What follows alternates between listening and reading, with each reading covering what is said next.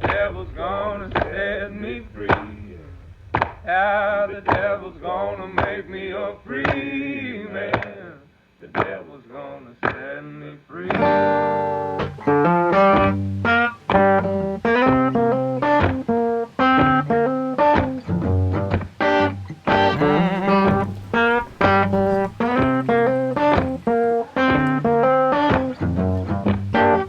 I've been down deep Texas, Mississippi State, hoping things might go my way.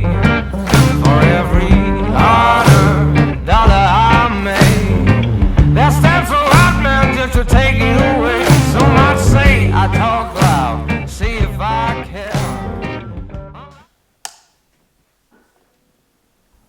Still in bed and filming him. Unbelievable.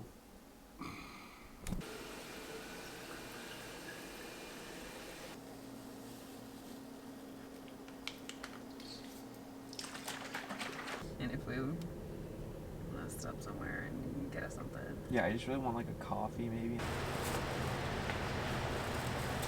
Okay, dude. Oh boy. This is gonna be fun.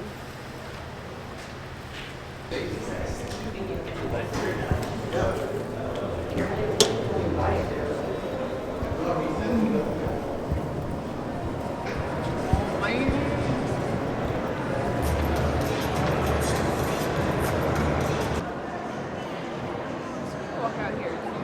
Okay.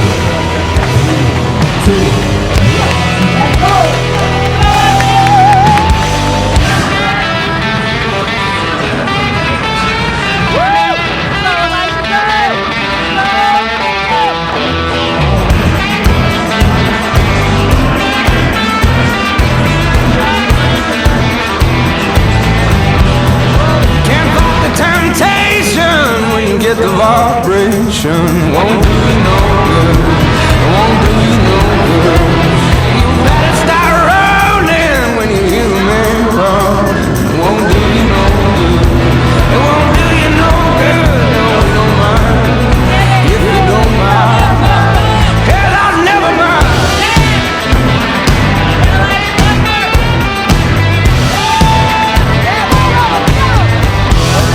Now at the moment let the feeling come take you. It won't do you no good. It won't do you no good. And you know I got fever, so when you hit me right, you might as well. It won't do you no good. Said it won't do you no good. And I said, kiss your baby goodbye. Come on, love, it's alright. Heaven knows they wanna break you apart. Yeah, kiss your baby goodbye. Come on, love, it's alright.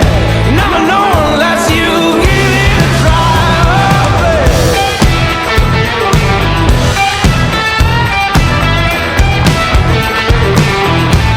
Say, do you know, girl?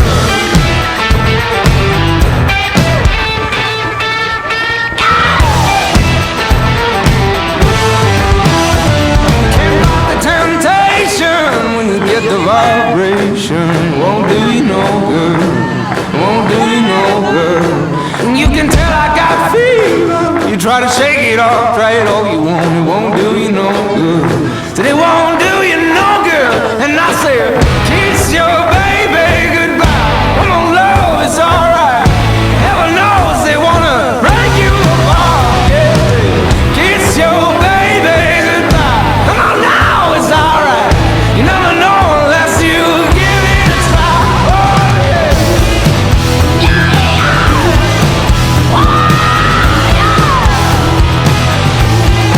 No, no, baby.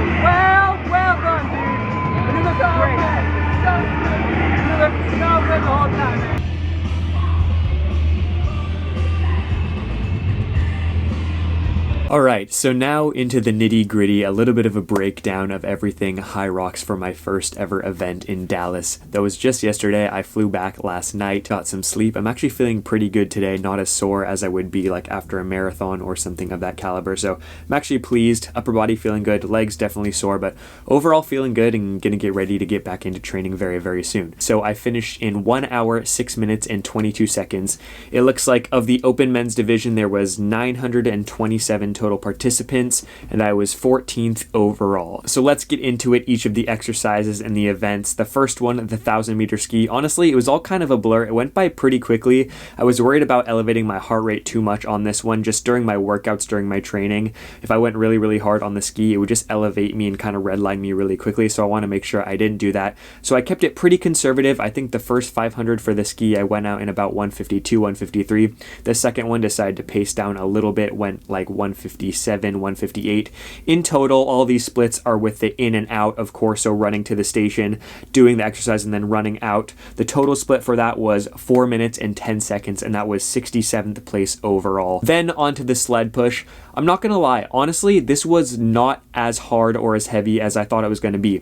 I heard so many people talking about how the carpet at the Hyrox events definitely have a lot more resistance than if you've been training on a turf, which is what I've been training on the entire time.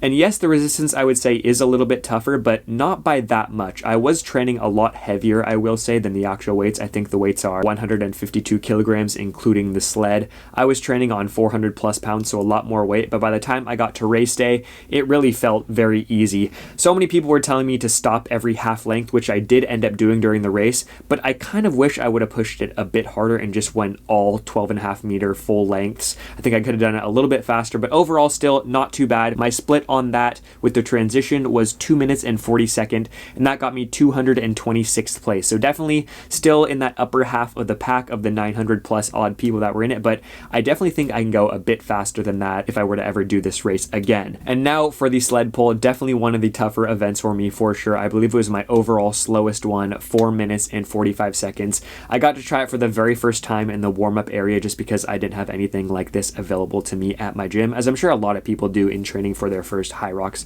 In race was a bit more difficult for sure. I definitely need to work on my technique getting lower, pulling all the slack out of the rope before I start pulling and getting the sled going, and then definitely rope management. I kept tripping over my rope over and over. I tried to put it to the side. The judge told me I had to put it behind me because I was going to get in the way of other competitors that were starting to come in and start their sled pull as well. This was my slowest split of all the runs or workouts of the day. It took me 4 minutes and 45 seconds. That was 342nd place out of the 927 participants. So something I could work on and get stronger at when it comes to my hamstrings, technique, getting lower, pulling. Now onto the burpee broad jumps. These ones are definitely challenging as well. I feel like I have a little bit of an advantage because I don't weigh as much, and not everything went exactly to plan. We'll get into that a little bit more in just a second, but the burpee broad jumps, overall, I did my split in 3 minutes and 32 seconds, and that had me in 93rd place overall. Now onto the 1,000-meter row.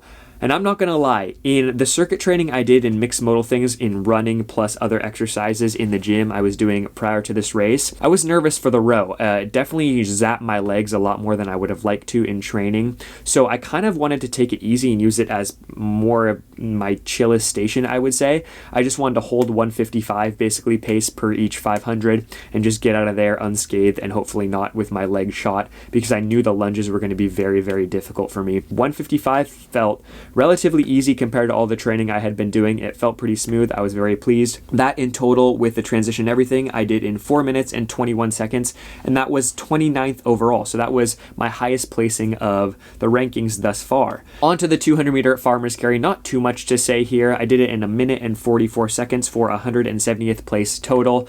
I did it unbroken, which I was proud of. I do think in the future, if I were to ever do this again, I could probably shave some time off. I would like to go like sub 130 on that. And now onto the 100-meter sandbag lunges.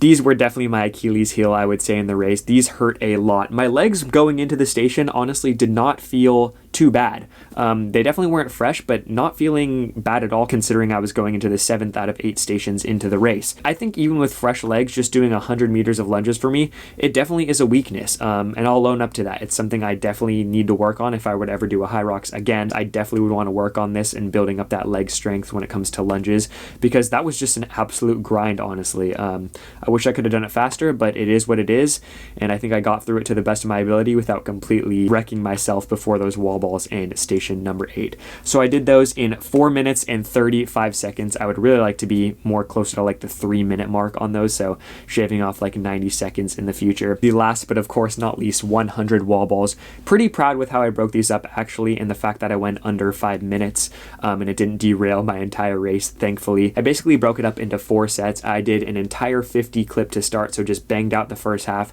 and then I believe I went 15, 20, 15 for the last 50 for the back half.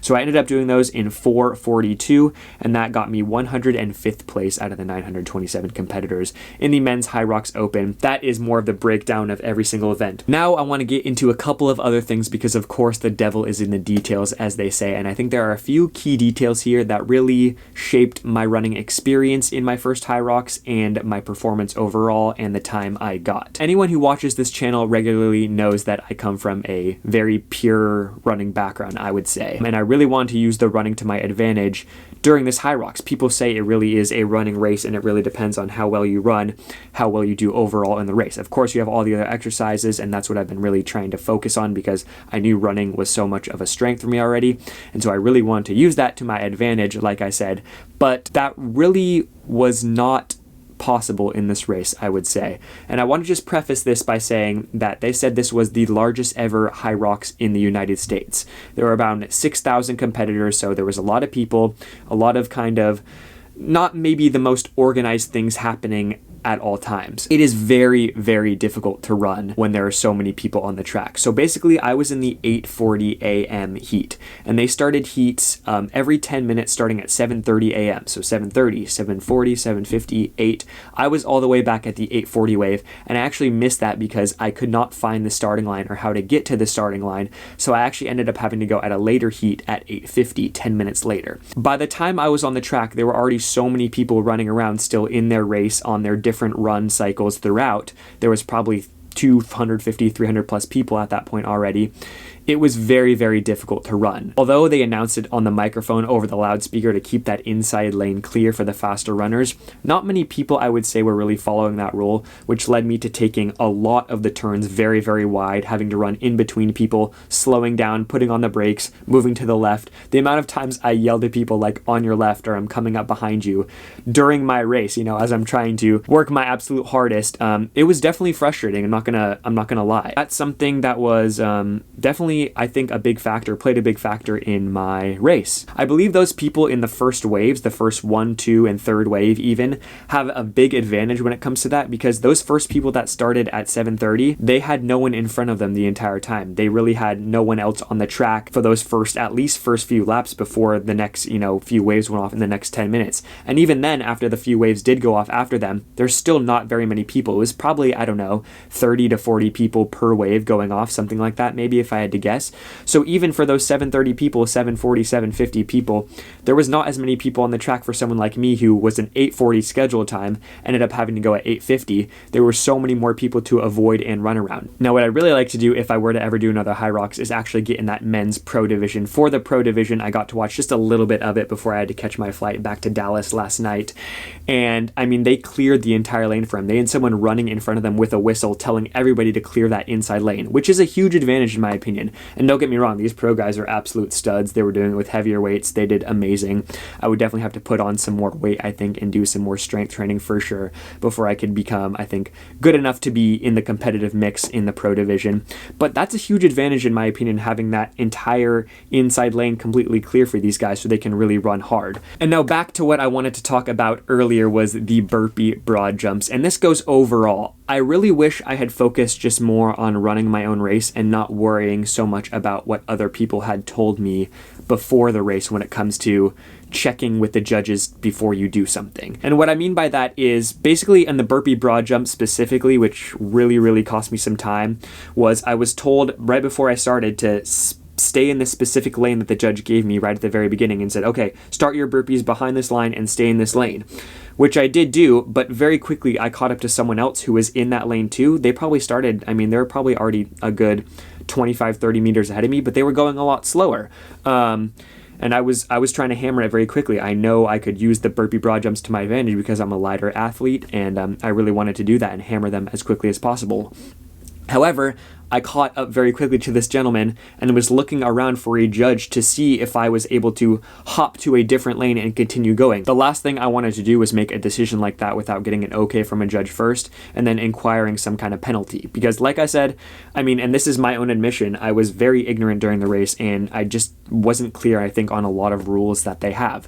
And eventually, after 3-4 times of asking, because no judges were really around, and I'm not blaming the judges in any way for that, because there were so many people in this race, and I don't think there were maybe enough judges just to go around. And these people are all volunteers. They're all awesome, people taking time out of their day, 10-hour-long days, to help volunteer for these. Eventually, I don't even know if it was a judge or just another athlete, said, yes, you can hop to a different lane, which I did do, and then sped up. But it really did disrupt my rhythm, I would say, spiked my heart rate, and did have me frustrated for sure. I was told when you finished anything where you have to cross a specific line, such as the sled, pull, or push, you had to get an okay from a judge. When I finished the sled pull, I looked around for a judge because I thought you actually had to get like a physical, yes or a thumbs up from a judge before you could start going. So I finished the sled pull and did that same thing, looking around, couldn't find one, and I just had to take off because, I mean, those are precious seconds you're wasting every time. And at the same time, if you're frantically looking around, it zaps your energy, kind of takes away from focusing and being able to zero in on what you're doing. I need to be more aware of what you can and cannot do, how much you need to be listening to the judges and looking out for those things. And I mean, yeah, I'm a total, like I said, Hyrox rookie. This is my first ever race, and a lot of these things cost me precious seconds or even minutes, I think, overall when you add it all together. Would they have changed my time so much? Do I think I could have gone under an hour? No, I don't think so. I think I missed my goal, honestly. I thought I was going to go faster. I think I can definitely go a lot faster than I did go. I think I could have shaved a few minutes maybe off this time if everything had gone exactly how I thought and was hoping it was going to go. Lesson learned. I'm still proud of myself. 1 hour, 6 minutes, and 22 seconds for my first ever attempt. Just some quick shout outs. I ran into 2 amazing people after the race. Jasmine and Alex, I believe. I'm not the best with names, but 2 beautiful people that said they came out to watch me and support me that live in Texas. They were just really sweet, honestly, and it's just really cool to see you guys in person come up to me and say what's up. So shout out to them, Jasmine and Alex, for saying what's up to me after the race. Quick shout out too to Jeremy Miller. He came up to me in the morning before either of us went on our heats and just talked to him for really briefly, a couple seconds, about our training and race, what our goals were.